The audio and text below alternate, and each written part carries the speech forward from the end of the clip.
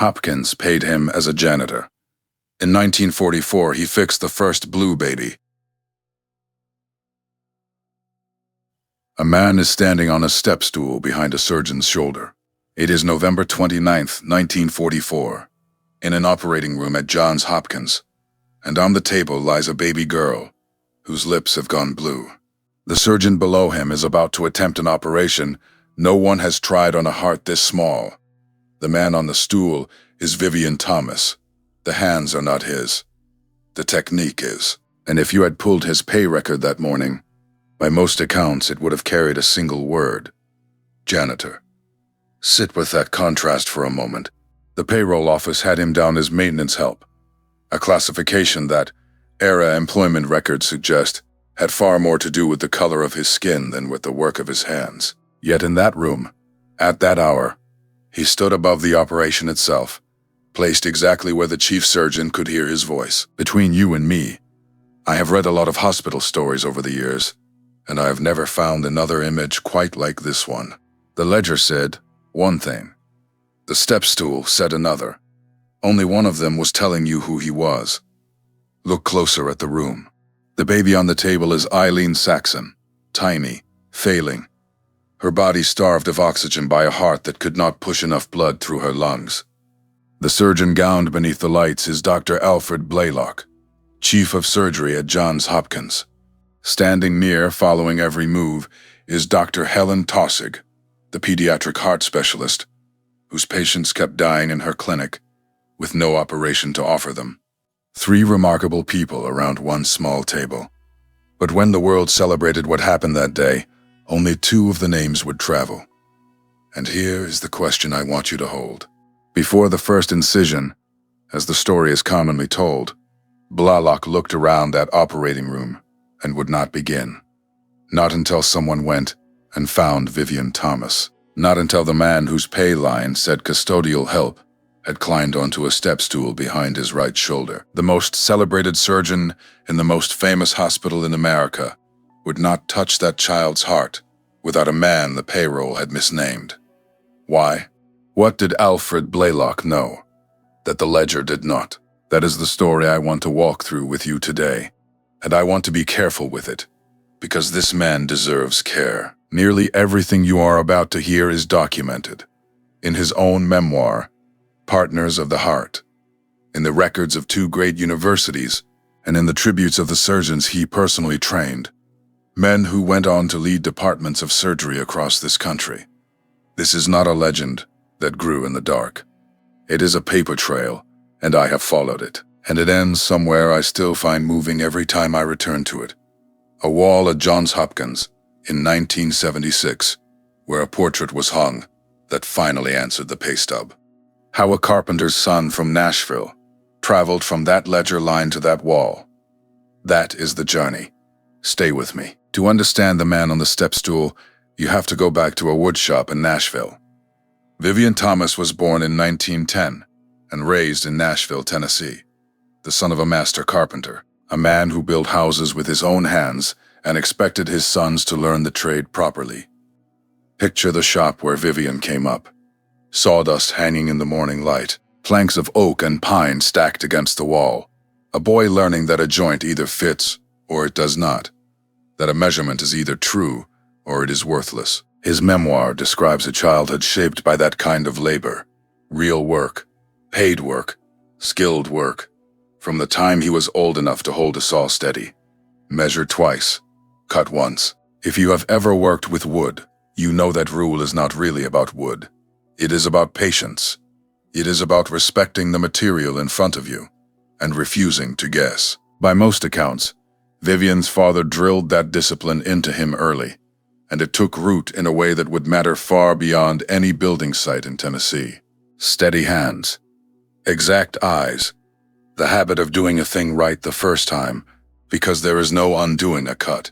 Nobody in that woodshop could have known it yet, but those are precisely the virtues you want in the person working over a living heart. God has a way of preparing people in rooms nobody is watching, and Vivien had a plan. He worked as a carpenter through the 1920s, and he saved, dollar by dollar, job by job, because he intended to go to college and then on to medical school. He wanted to be a doctor. Not a wish in the vague sense, a plan with numbers attached to it. His memoir describes those savings growing year after year in a Nashville bank, the way a ladder grows, one rung at a time. He had the ability, he had the discipline, he had the money accumulating. For a young black man in 1920s Tennessee, the road was steep, but he was climbing it, and by his own account he could see the top of it from where he stood. Then the ladder was kicked out from under him. In 1929, the stock market collapsed, and in the wave of bank failures that followed, as the story is commonly told, it was the bank collapses of 1929 and 1930 that did it. The savings Vivien Thomas had spent 7 years building were simply gone. Not spent, not taken by any one person he could name. Gone, swallowed by a failed institution, the way so many families' futures were swallowed in those years. And I want you to notice who carried the heaviest weight of that season. The Depression closed doors all across America, but for many black families in the South, those doors had been barely opened to begin with. There was no cushion underneath them, no inherited wealth waiting to break the fall. When the banks failed, the dream of medical school failed with them. For Vivien, and for a whole generation, we will never be able to count. I have sat with that detail for a long time, and I will tell you what strikes me most. There is no record I have found of Vivien Thomas raging at what happened to him. The dream was deferred, but if you follow his life closely, I do not believe it was ever surrendered. He folded it up the way a carpenter folds a rule, put it in his pocket, and went looking for work. Proverb says hope deferred makes the heart sick, and I imagine his heart was sick that winter. But look at what he does next, because what looks like the end of this story is actually the door into it. In February of 1930, word reached him about an opening at Vanderbilt University. A surgeon there needed a laboratory assistant. The surgeon's name was Alfred Blalock. Let me introduce him fairly, because this story is not honest if he becomes a cartoon. Blalock was young, driven, and ferociously ambitious. A researcher burning through questions about shock and trauma, that mysterious collapse that killed injured patients, even after their wounds had been treated. He was demanding. He kept brutal hours and expected the people around him to match them. And in February of 1930, without quite knowing it, he was about to conduct one of the most consequential job interviews in the history of American medicine. His memoir describes that first meeting in the Vanderbilt lab. Blalock walked him through the equipment, the animals, the experiments in progress, and asked whether he believed he could handle the work. Thomas, 19 years old, with a carpenter's hands and no college degree, said he could learn it. What happened next is the part the record supports plainly. He did, at a speed that startled the people around him. Within weeks, he was assisting with experiments. Within months, by most accounts, he was performing procedures himself, setting up and running the surgical work from start to finish, keeping the data clean and the instruments cleaner. Think about what he was absorbing on the fly. Anesthesia, sterile technique, chemical determinations that trained chemists spend years learning to run. The meticulous record-keeping that turns an experiment into evidence a journal will accept. None of it came from a classroom, because the classroom had been priced out of his reach. It came from watching, asking, practicing, and refusing to do sloppy work. The woodshop rules, carried over from pine to living tissue. That laboratory became his medical school, even though nobody called it that and no diploma would ever say so. And here, the story turns its first quiet corner. Within a few years, commonly reported by those who have studied his career, Vivien Thomas was designing and running experiments that graduate students and medical residents struggled to follow, not assisting them, outworking them. Blalock's laboratory began producing research that would make his name known across the country, and the man executing those experiments day after day, hands inside the work itself, was the young carpenter who had walked in the door as an assistant with his medical school savings gone. There is a verse in Proverbs chapter 22, verse 29, that I cannot read anymore without seeing his face, Do you see a man skilled in his work? He will stand before kings. He will not stand before obscure men. A man skilled in his work. Not credentialed, skilled. The proverb does not ask where the skill was learned, and it does not ask what the ledger calls the man who carries it. It simply promises that true excellence in God's economy ends up standing in rooms it was never invited into. Vivien Thomas was on his way to such a room. But the ledger had other ideas about his name. And that is where we have to go next. The work coming out of that Vanderbilt laboratory in the 1930s was not busy work. It was shock research. The study of why the human body collapses after severe injury, why a patient can survive the wound itself and then slip away hours later with no visible cause. Alfred Blalock had a driving idea that shock came from fluid draining out of the bloodstream, and that replacing what was lost could pull a patient back from the edge. Testing that idea meant thousands of careful measurements, controlled experiments, surgical preparations that had to be exact, or the data meant nothing. And the man performing that work at the bench, day after day, was Vivien Thomas. Let me be precise about what he was doing, because the word assistant does not cover it. He was running the experiments, the surgery, the anesthesia, the chemistry, the records. Graduate-level surgical research, executed by a man the university had never enrolled. By most accounts, the shock studies that came out of those years became foundational work, and many historians of medicine credit them with helping shape how wounded soldiers were treated in the Second World War. The fluid and plasma replacement that pulled men off the edge of death on battlefields, an ocean away from Nashville. And here the credit must stay honest, because this story only works if it is. The research program was Blalock's. The questions, the direction, the scientific ambition that drove the whole enterprise. The daily execution was Thomas's. The hands, the technique, the 10,000 exact repetitions that turned an idea into evidence. Both names belong on that work. One of them made it into the journals. Keep that in mind, because it is about to become the pattern of this entire story. Now open the ledger.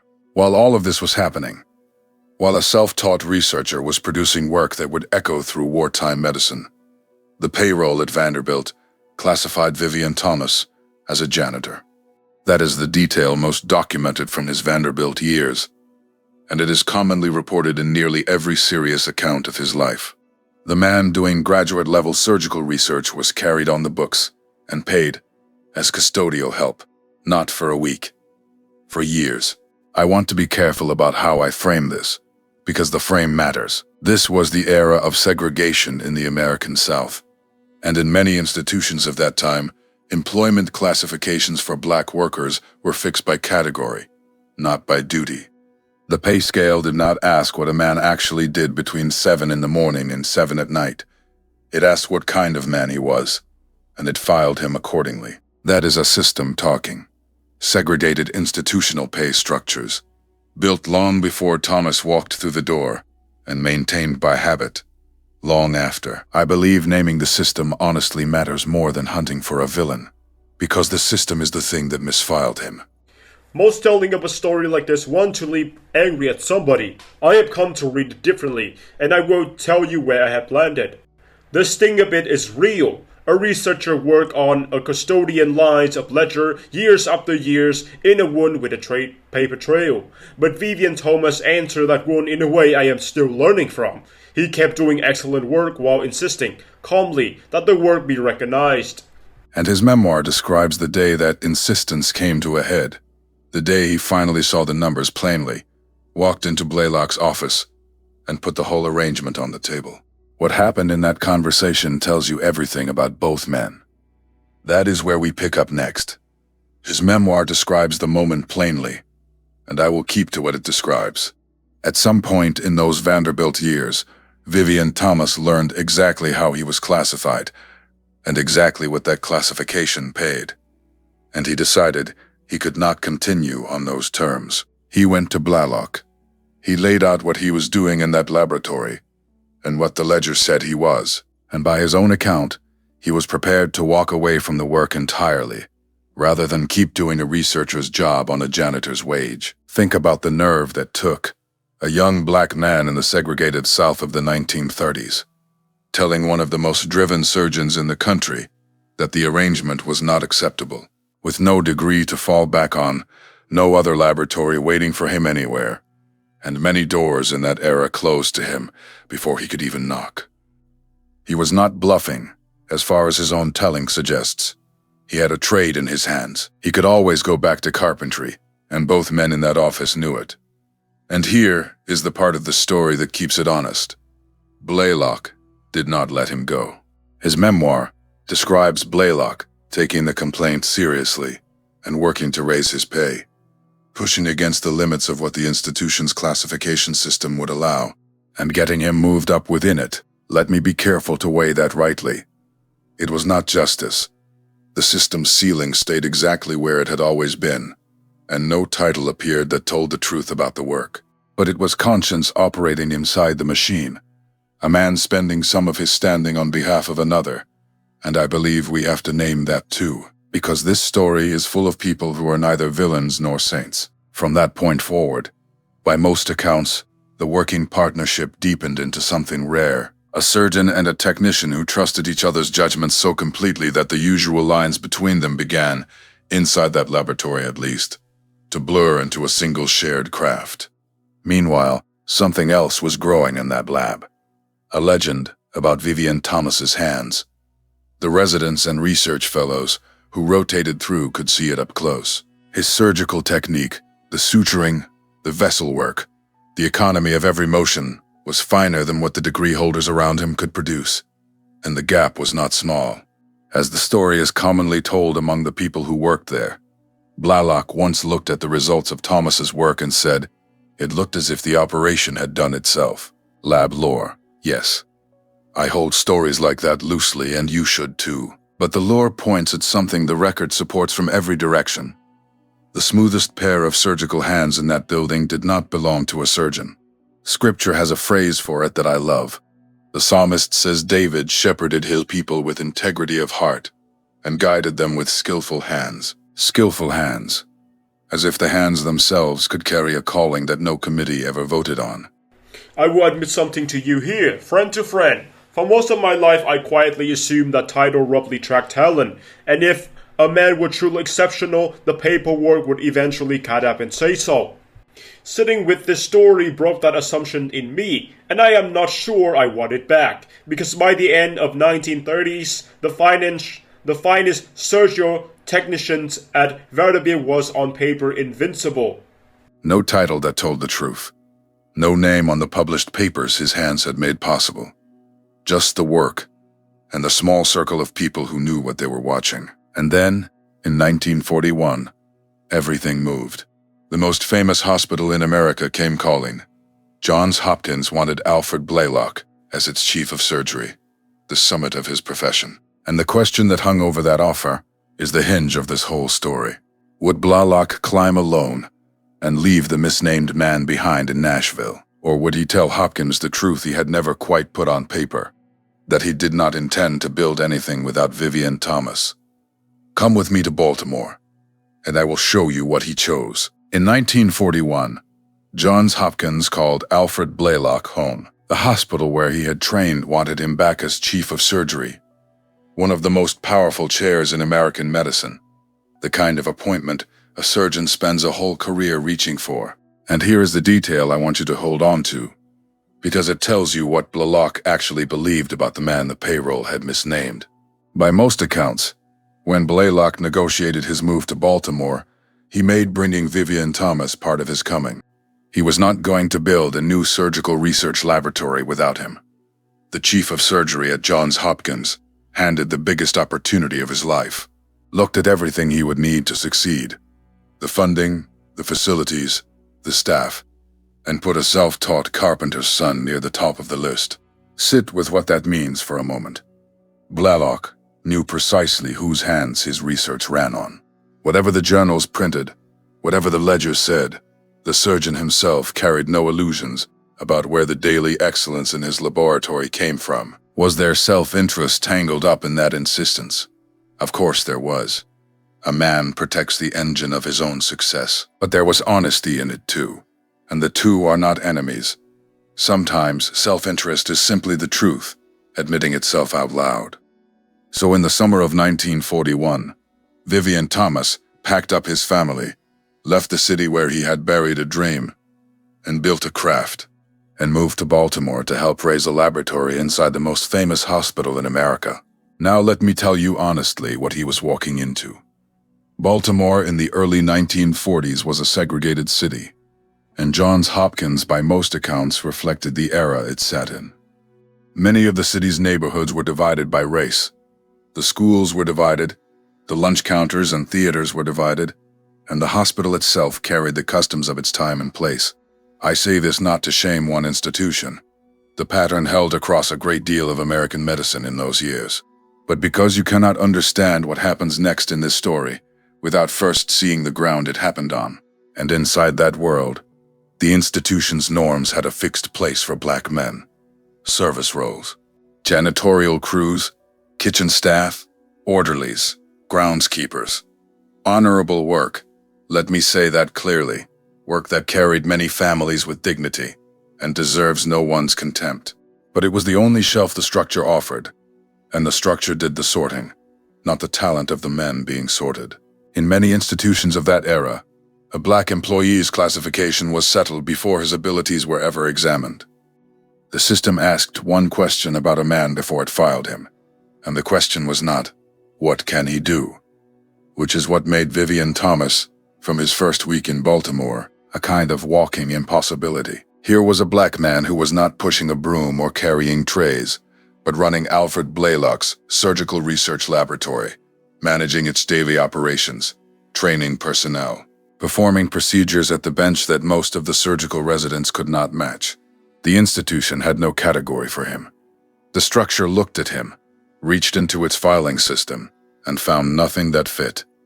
He belonged to a shelf that did not exist yet. It reminds me of Joseph in Potiphar's house, a man whose recorded status said servant, while his actual gift quietly ran everything around him. The ledger of Egypt had one word for Joseph too. The ledger was wrong then as well. You can see the strangeness most clearly in one image, and it comes down to us through documented anecdotes from the people who were there. Vivien Thomas walked the corridors of Johns Hopkins in a white lab coat. As the story is commonly told, that sight alone stopped traffic, staff pausing mid-step, visitors turning to look twice, because a black man in a white coat in that building, in that era, was something many of them had simply never seen before. Picture the corridor scene as those accounts sketch it. Polished floors catching the light, the hum of a great hospital moving through its morning, gurneys, clipboards, the soft urgency of important work, and through the middle of it, a tall, composed man in the whitest coat on the hall, not hurrying, not shrinking, carrying himself like exactly what he was, a scientist on his way to his laboratory. The double takes followed him the way a wake follows a boat. I will not put words in anyone's mouth because the record gives us impressions rather than quotations. But the impressions are enough. Quiet dignity, moving at an even pace through a building that had no name for it. When I first came across that detail, and I remember it clearly because I was reading late at night and had to set the book down, what got to me was not the stairs, it was the code. He put it on every single morning knowing exactly what the hallways would do. He wore it anyway, not as protest. As far as any account I have found suggests, as plain fact, this is the garment of the work I do. Some mornings, I have come to believe, faithfulness looks exactly like that. Getting dressed for the calling God placed in your hands, even when the building around you has not caught up to it yet. But the ledger followed him from Nashville. At Hopkins, commonly reported in the accounts of his life, though the sources describe the gap in different ways, so hold the specifics loosely. His pay and his title long lagged the work he was actually doing. The classifications available to him topped out far below his responsibilities. What stays consistent across every account is the shape of the thing. The man running one of the most important surgical laboratories in the country was being paid like a man doing something far smaller, and he had a wife and children to carry. A gap like that does not stay on paper. It follows a man home, sits down at his table, and asks him what he intends to do about it. So he took extra work. As the story is commonly told, that included bartending, serving drinks at faculty gatherings in the evenings, pouring for some of the same medical men whose scientific problems he was solving by day. I hold that anecdote with a hedge, as every careful telling does, but it appears again and again in the accounts for a reason. It is the whole contradiction of his life caught in a single picture. Hands that refined surgical research at sunrise, wrapped around a cocktail shaker after dark. And it was into exactly this life, underpaid, misfiled, indispensable, that a pediatric cardiologist walked one day, carrying an impossible problem. Babies turning blue in her clinic, dying in their mother's arms, and no operation on earth that could save them. Her name was Helen Taussig, and her problem was about to change medicine forever. Helen Taussig deserves a proper introduction, because in this story she is not a supporting character. She is the one who carried the question. Dr. Taussig ran the Children's Heart Clinic at Johns Hopkins, and by the early 1940s, she had become one of the pioneering figures in a field that barely existed yet: pediatric cardiology, the study of children's hearts. She had fought her own way into medicine, at a time when many doors were closed to women in the profession. And, as her story is commonly told, she had lost much of her hearing along the way, learning to read, failing hearts with her fingertips, when her ears could no longer serve her. Her clinic was full of a particular kind of patient: babies and small children whose lips were the wrong color, parents who had been everywhere else first. The condition stalking her clinic had a formal name: Tetralogy of Fallot. Let me put it in plain language, because the Latin hides the heartbreak. It is a set of defects a child is born with, a malformed heart that cannot send enough blood to the lungs, and the lungs are where blood picks up oxygen, so the blood keeps circling the body carrying less than the body needs, and the child slowly starves of air while breathing perfectly well. You could see it on them: blue lips, blue fingertips. Children who squatted breathless after a few steps of play, whose skin carried a dusky shade that every mother in that waiting room had learned to dread. They were called blue babies, and most of them did not grow up. Here were the stakes stated plainly. In the early 1940s, commonly reported in the histories of this era, these children had no surgical option at all. None. The heart was considered untouchable. Many surgeons of that generation held it almost as doctrine that you did not operate on or around a beating heart. So the parents were sent home with their fading children and their impossible arithmetic of months. Taussig had watched it for years, and she refused to accept it. And let the credit stand precisely here at the start. The problem, and the physiological idea for answering it, came through Helen Taussig. That piece of this triangle is hers, and honoring Vivien Thomas never requires taking it from her. Because Taussig had noticed something, and out of it she formed a concept. Some of her blue babies did better than others for a while, and, as the accounts commonly tell it, she connected their reprieve to extra pathways that let more blood reach the lungs before nature closed those doors. Her conclusion was as simple as it was radical. These children did not need their hearts rebuilt. Medicine could not do that yet. They needed plumbing. Reroute some blood back to the lungs, by any sound detour you could build, and the blood would finally pick up the oxygen the body was starving for. Here is the idea in plain terms, and I find it beautiful in its simplicity. There is an artery called the subclavian that runs blood out toward the arm. There is another, the pulmonary artery, that carries blood to the lungs. The concept: take that branch heading for the arm, turn it and join it into the artery feeding the lungs.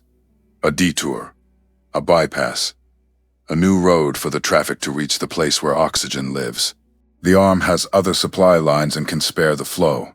The lungs, for these children, could not. On a chalkboard it is one curved line. Inside the chest of a 4-pound infant, it was surgery no one on earth had ever done. So Taussig brought the problem to the new chief of surgery, and Blaylock turned to the one man he trusted to find out whether the impossible idea could be made real. The assignment stated plainly, "Take this concept into the laboratory, Vivien, and build the operation." And here the past reached forward, because by most accounts, Blaylock and Thomas had developed a vessel joining procedure back in their Vanderbilt years, created for an entirely different research question, and that earlier work became the seed of the answer. The carpenter's son had, in a sense, already built the joint. Now he had to learn to make it hold in a chest smaller than his open hand. What that took, the months, the failures, the craft, is where we go next. So what did it take? It took a room most of Hopkins never saw, below the wards, away from the marble corridors in the surgical research laboratory. Vivien Thomas went to work on Helen Tausig's impossible idea, and the work was long. His memoir and the later accounts describe the scale honestly. Hundreds of laboratory procedures, most of them performed on dogs, because that was the era's method, the way surgery learned anything before it dared approach a human child. I will say that plainly and briefly, and I will not linger on it. It was the road medicine walked in the 1940s, and there was no other road on the map. What matters for our story is what happened along that road. Every failure taught him something specific, something usable. And by most accounts, Vivien Thomas did not waste a single one. Because this is the part I need you to see clearly. He was not repeating an operation somebody handed him. He was building one that did not exist. Which vessel to free, and how far. How to place the clamps so a small heart could keep beating around them. How to make the opening. How to angle the two arteries toward one another. How to run a line of silk stitches finer than anything a tailor would attempt. And how to do all of it fast enough that a fragile body could survive the doing. Attempt by attempt, month by month, he refined the sequence until, as the accounts commonly tell it, the operation became repeatable, reliable, a thing with steps that could be taught. And here is the precision this story demands of us. The concept had come through Tausig, and the research program belonged to Blaylock. But the technique, the 1,000 small decisions that made the concept survivable, that was becoming Vivien Thomas's own craft. His hands held knowledge that existed nowhere else on Earth. Let me step outside the story for a moment and talk to you directly, friend to friend. I believe skill carries a name, and I believe the name deserves saying out loud. So do something for me right now. Comment the one word, NAMED, and tell me what city you're watching from.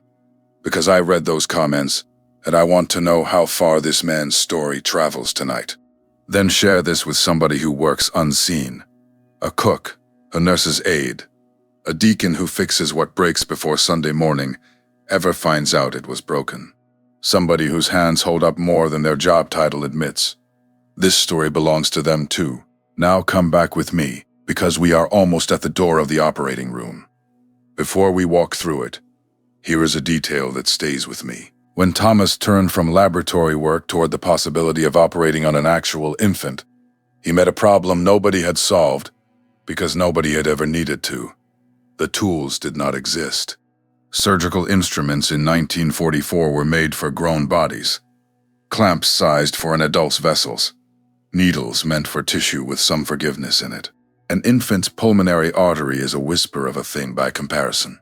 So as it is commonly reported, some of the instruments for this operation were adapted or designed by Vivien Thomas himself, reworked, resized, rethought, until they suited hands working inside a chest, not much bigger than a grown man's fist. And tell me you don't hear the echo across the years. The carpenter's son from Nashville, raised at his father's bench, taught that when the tool doesn't fit the work, you build the tool.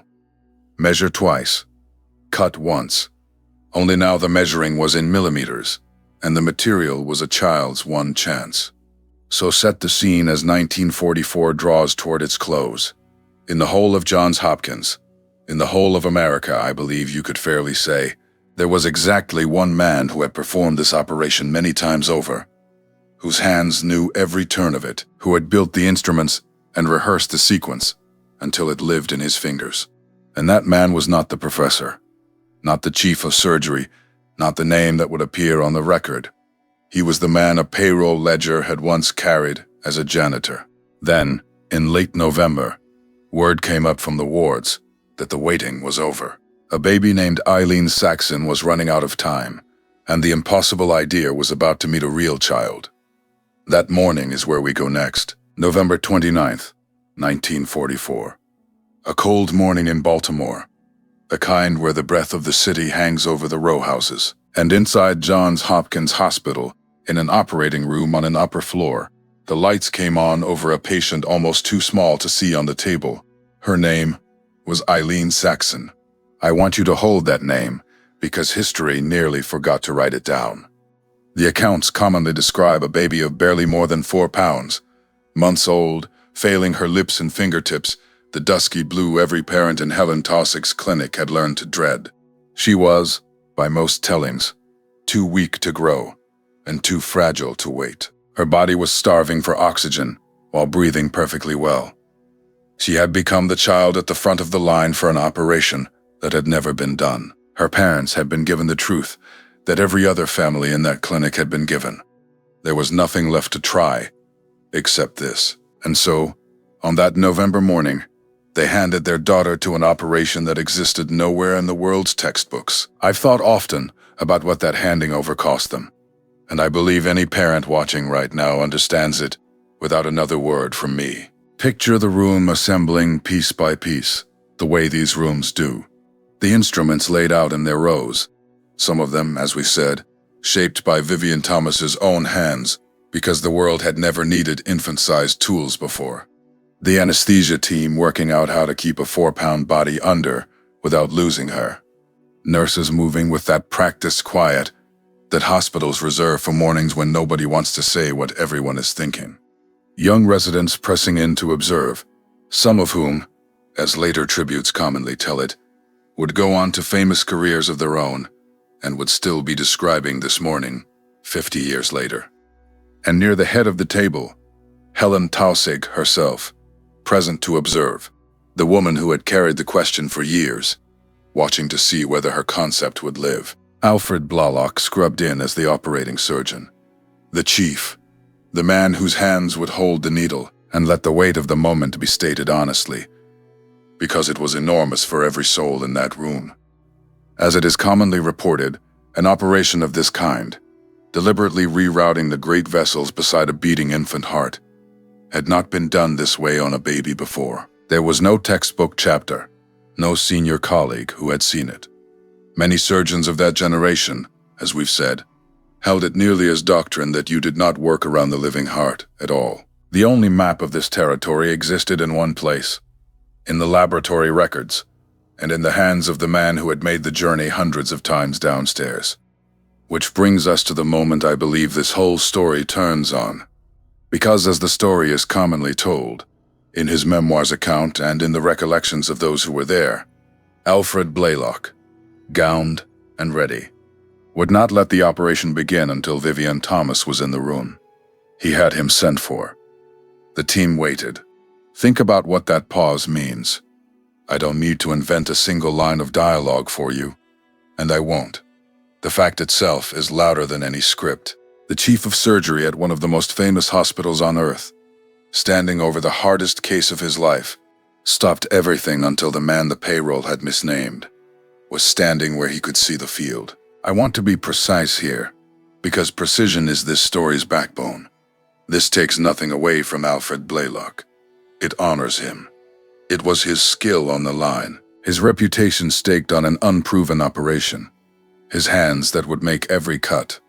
And he was, by most accounts, secure enough in his own gifts to say, in front of everyone, whose knowledge he needed at his shoulder. There was a kind of conscience inside this story, and it lives right there. The system of that era had written Vivien Thomas down as less. The surgeon at the center of that system in that room, on that morning, treated him as essential. And I've sat with the optics of that moment for a long time. Baltimore in 1944 was a segregated city, and Hopkins, as we saw, largely mirrored its era. Many of the people in that operating room, I believe, had never once seen a black man summoned to advise a chief of surgery on anything, let alone on a procedure no one had survived attempting. Whatever they thought as he walked in wearing his white coat, the accounts do not record, and I will not invent it for them. What the accounts do record is what happened next, and it is enough. Somebody found a step stool. They set it behind Blaylock's right shoulder, so that Vivien Thomas could stand above the table and see everything. The field, the vessels, the hands. A step stool, such an ordinary object. And in a moment, you're going to watch it become one of the most meaningful pieces of furniture in the history of medicine. Hold that image, because it is documented, and it deserves to be seen slowly. Vivien Thomas, up on the step stool at Alfred Blaylock's shoulder, slightly above the field, eyes moving over the tiny chest the way a master carpenter's eyes move over a joint he has cut 100 times. He was the only person in that room who had watched this operation succeed. Not once, many times, in the laboratory below, by his own hands. And now he stood guiding it through another man's fingers, the procedure he had perfected, running on borrowed hands. His memoir and the witness accounts describe how it went, and I'll keep faith with them rather than dress it up. Vessel by vessel, clamp by clamp, suture by suture. Blaylock working, and Thomas watching every move from above, offering his quiet corrections as the accounts commonly tell it. The placement of a clamp, the angle of approach, the tension on silk thread, finer than a hair, not commands. Corrections, the voice of the one man who knew what the next step was supposed to look like, keeping the operation on the path he had already walked. The room, by most tellings, simply absorbed it.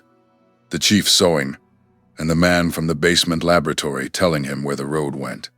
And this is the moment to make our title precise, because I chose those words carefully. When I say he fixed it, the first blue baby, this is exactly what I mean. No more, and no less. The hands that performed the operation were Alfred Blaylock's, and they never stopped being his. But the technique those hands were following, the sequence, the instruments, the 1,000 rehearsed decisions, that was Vivien Thomas's craft, built over months, and everyone at that table knew where it had come from. The fixing lived in the knowing, and the knowing was his. Understand what the stakes were at every one of those moments. The vessels under those instruments were, by most accounts, only millimeters across, threads of living tissue in a chest smaller than the surgeon's. 2 hands, one wrong tension, and the operation ends. One misplaced clamp, and there is nothing to write down but a date. For roughly an hour and a half, as the accounts commonly describe it, the room lived on that edge, the surgeon below, the craftsman above, the concept's author watching at the head of the table, and a 4-pound girl between them carrying the whole future of a field she would never know she opened. Then came the moment the whole room had been holding its breath for. The connection complete, the clamps released, and the waiting, those few seconds that must have stretched like an hour, while blood found the new road for the first time and ran toward Eileen Saxon's starving lungs, and the baby pinked. By most accounts, the room understood instantly. You did not need a monitor or a measurement, because the answer was written on the child herself. The dusky blue of her lips began to warm. Color moved into her skin like a slow dawn. The visible signature of oxygen, finally reaching a body that had been begging for it since birth. I think of the psalmist's words in Psalm 139, verse 14, fearfully and wonderfully made. Because that morning, a room full of people watched the wonder of a made body come back to life in front of them. Some tellings say there were tears above the masks. I believe it. Let me be honest with you about what came after, because this story never needs exaggeration. Eileen Saxon's own reprieve, as it is commonly reported, was measured in months, not years. She was desperately small, and the era's medicine could carry her only so far. But what happened on that table did not end on that table. The operation's success announced to the world that the untouchable heart could be approached, and by most accounts, that morning helped open the era of heart surgery itself. The door those 3 people pushed open, Thousands of children have since walked through. That is the honest arithmetic of November 29th, 1944. 3 names on one miracle. And I want to say this as plainly as anything in this hour. The hands were Alfred Blalock's, a gifted, courageous surgeon who staked his standing on a child everyone else had given up. The concept was Helen Tausig's, the rerouting idea born from years of listening to failing hearts with her fingertips. And the technique was Vivien Thomas's, built in the laboratory, proven by repetition, guided from the step stool. Take away any one of the 3, and, I believe, there is no miracle that morning. Restoring the 3rd name does not diminish the other 2. It simply tells the triangle whole. Now, most tellings of medical history handed down through the decades chose a simpler shape. 2 names, not 3. The procedure entered the textbooks as the Blalock-Tausig shunt, and for a long season that was the whole official story. Many in medicine today, you should know, have taken to saying Blalock, Thomas, Tausig, the 3rd name spoken at last, inside the operation's own title. But between the morning the baby pinked and the day that name was restored, there stretches a long, quiet distance, more than 30 years of it. And that silence is where we walk next. The news did not stay inside that operating room. It could not. Within months, the Blue Baby operation was world news, written up, celebrated, talked about in places that had never heard of pediatric cardiology. Families began traveling to Baltimore from across the country and, by many accounts, from across the ocean, carrying their blue-lipped children toward the one hospital on Earth where hope had a street address. The operation acquired a name, the way famous operations do, and the name it carried was Blalock-Tausig. 2 names, the surgeon and the cardiologist. The hands and the concept. Read that name back to yourself slowly, and you will hear what is missing from it.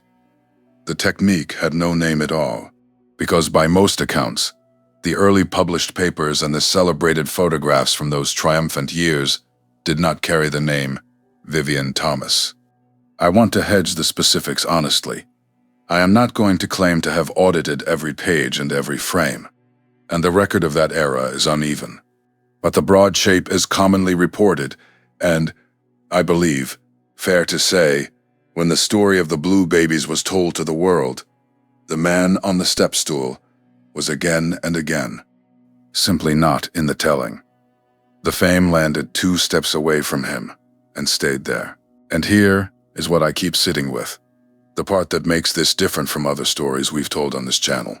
There was no scandal, no confrontation splashed across a headline, no dramatic moment where the door was slammed in his face. Just absence. Quiet, polite, systematic absence. Year after year, paper after paper.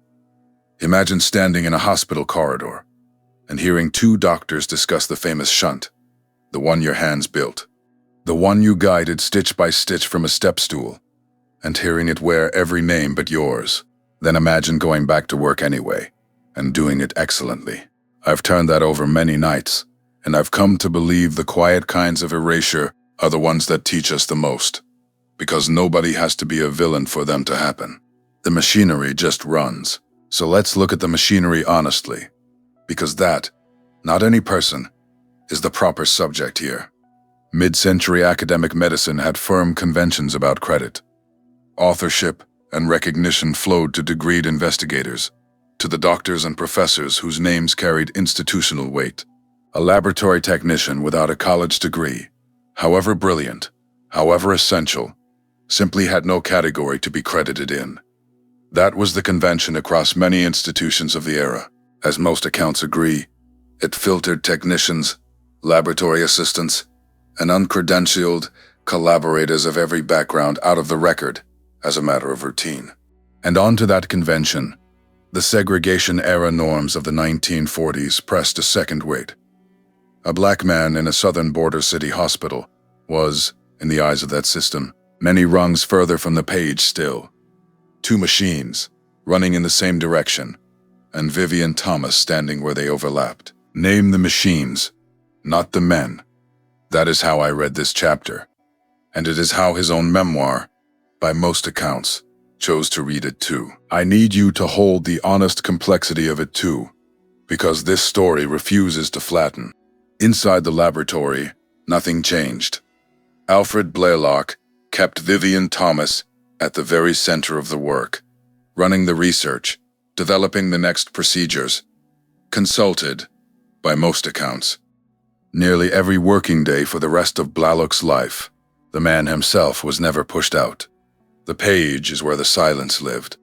The era's conventions kept him off the byline, even while the work could not run without him. So the question becomes the one I'd asked you to sit with until the next chapter. What does a man do with a silence like that? A silence that lasts not a season, but decades. Here is what Vivien Thomas did with the silence. He stayed. He did not storm out of Hopkins, and he did not shrink inside it. For decades, through the 1940s, the 50s, the 60s, and beyond, he remained at Johns Hopkins, running the surgical research laboratories, the same rooms where the blue baby operation had been born under his hands. Think about the size of that decision. The shunt he had built was famous on every continent, wearing 2 other names, and the man whose technique it was came to work each morning and kept building, not his surrender. As the accounts of his life commonly tell it, he chose the one answer to erasure that erasure cannot survive. He became the place the knowledge lived. Because here is the part the record does document, richly and warmly. Generations of Hopkins surgeons, the residents, the fellows, the ambitious young doctors who passed through those laboratories, learned their operative hands from Vivien Thomas. The tributes paid to him in later years say it plainly. Many of the men he trained went on to lead departments, and a good number became chiefs of surgery at hospitals across America. Sit with that picture. The man with no medical degree, once carried on a payroll as a janitor, quietly shaping the hands that would shape American surgery. Scripture has a word for this in Proverbs 18, verse 16. Minus gift makes room for him, and brings him before great men. His gift made the room. The great men came to him to learn. And notice the spirit he did it in, because I believe this is the deepest thing about him. His own memoir, by most accounts of those who knew him, carries almost none of the bitterness the story might have earned. Warmth, exactness, pride in the work, that is the voice that comes through. He answered decades of silence with mastery and teaching, and he let the teaching speak. I'm not going to pretend I fully understand that kind of composure.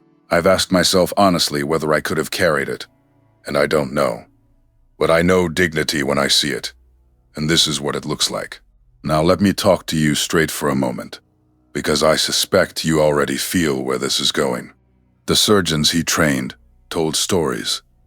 In later tributes and recollections, as they are commonly told, those men described learning at his elbow. The calm voice, the impossible stitchwork, the standard he held them to, and described knowing full well whose craft they were carrying into their own operating rooms. In other words, the students knew what the printed record did not say. For years, that knowledge lived in hallways and memories, unofficial, spoken between colleagues. And then slowly, some of them began to say it out loud, in rooms where saying it counted. Because the men he trained were no longer residents. They were chiefs, professors, leaders of the very institution that had once had no category for him. And that is the turn this whole story has been bending toward. The one I promised you at the start of this hour. The correction, when it finally came, did not come from outside. Not from a protest. Not from a journalist digging through the archives. It came from inside Johns Hopkins itself. From the very halls that had kept the silence. What that correction looked like, a robe, a scroll, and a portrait on a wall, is where we go now. 1976. Set the year in your mind.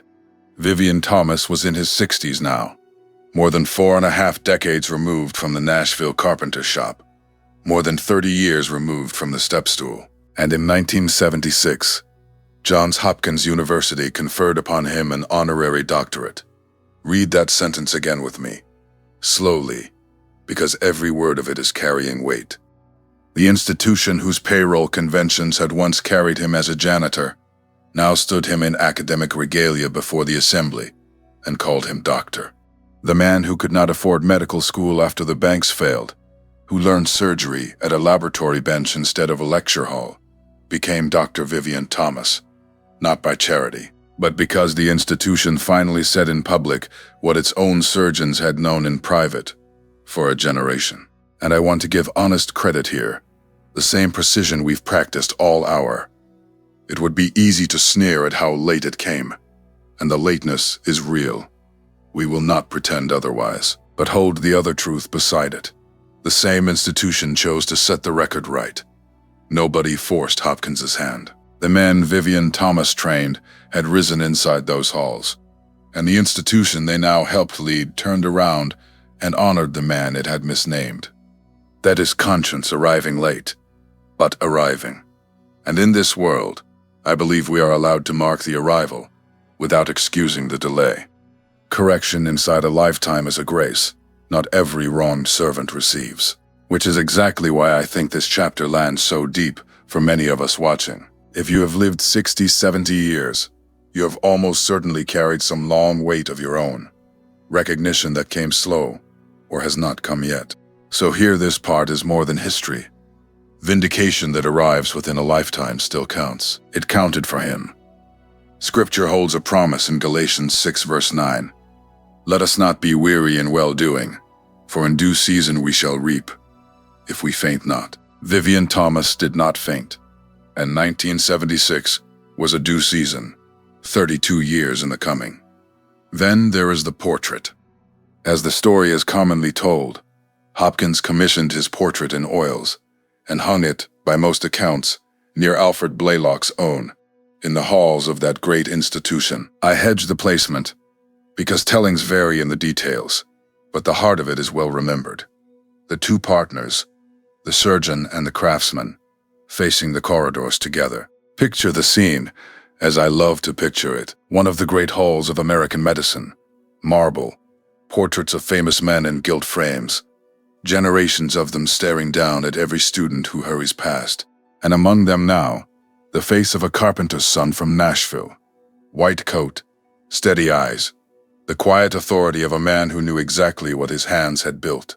Medical students who pass that portrait today see no janitor's ledger, no basement laboratory, no step stool. They see what the wall declares, a founder of their field, honored among the giants. And many of them, I'd wager, go looking for the story behind that face. And I keep coming back to the ledger. One last time, because this is the arc of our whole hour closing like a circle. In 1930, a payroll line in Nashville said, Janitor. In 1976, a wall at Johns Hopkins said, Doctor.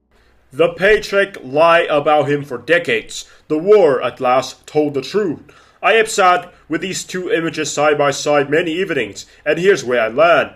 Title are what system called you, but a name, a true name, it's what your work earns you before God and before history. The wall was only the beginning of the restoration. What happened to the operation's own name, and to the story he finally told in his own voice, is where we turn next. So let's talk about the operation's name.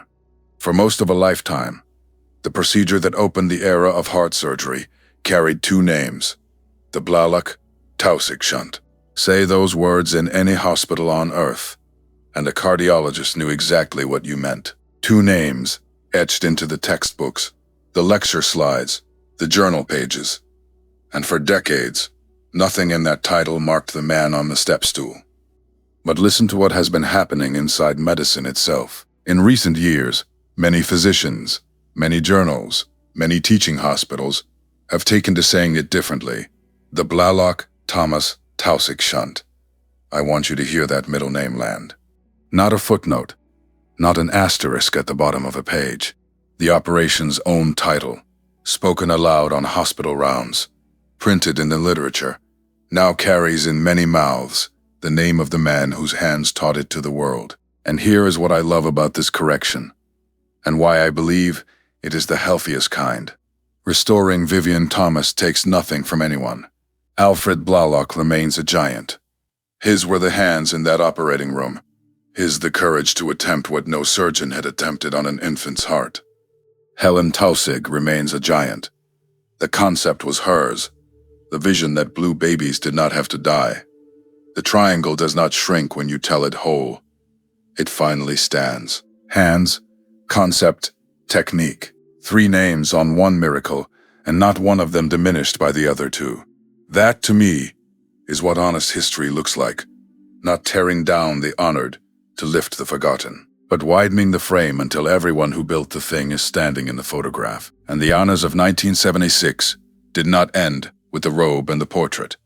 Records of that period describe Hopkins granting him formal standing on its faculty, an instructor's appointment and surgery, as it is commonly reported, so that the man who had trained surgeons for decades finally carried a teacher's title on paper as well as in fact. And the tributes commonly tell of the men he trained, now chiefs of surgery scattered across America, coming back to honor him.